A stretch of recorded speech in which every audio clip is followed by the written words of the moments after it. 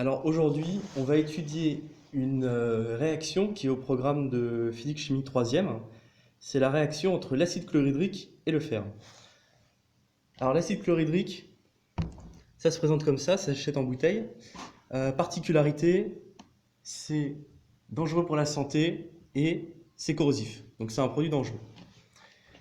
L'acide chlorhydrique est composé d'ions chlorure et d'ions H+, hydrogène. Pour tester la présence des ions hydrogène, on va regarder le pH avec du papier pH. Alors, je verse un peu d'acide chlorhydrique dans le bécher.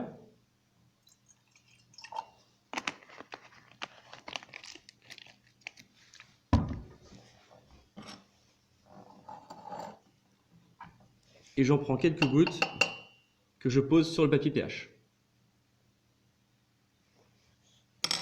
Voilà, on observe que le papier pH prend une coloration bien rose, c'est-à-dire que le pH est égal à 1, donc il est très faible, donc la solution contient beaucoup d'ions H+.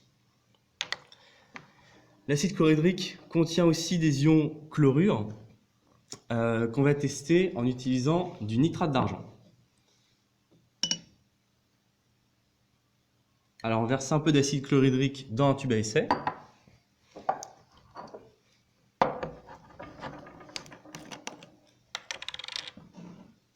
Et on ajoute un tout petit peu de nitrate d'argent. Et on observe très rapidement l'apparition d'un précipité blanc qui, si on le laisse à la lumière, devrait noircir. Donc l'acide chlorhydrique contient bien des ions Cl-, qui en l'occurrence ne vont pas réagir, et des ions H+.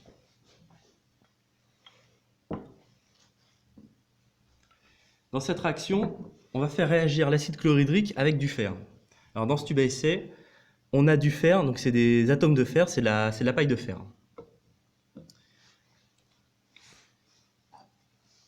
Alors on verse l'acide chlorhydrique dans le tube à essai.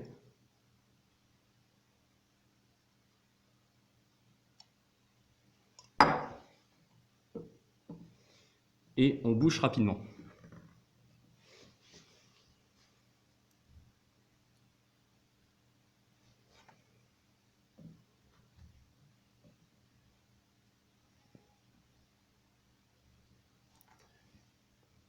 Alors là, on voit que la réaction est en train de se faire, c'est-à-dire que on observe une chose très facilement, c'est qu'il y a apparition de bulles au niveau de la paille de fer, et en fait ces bulles,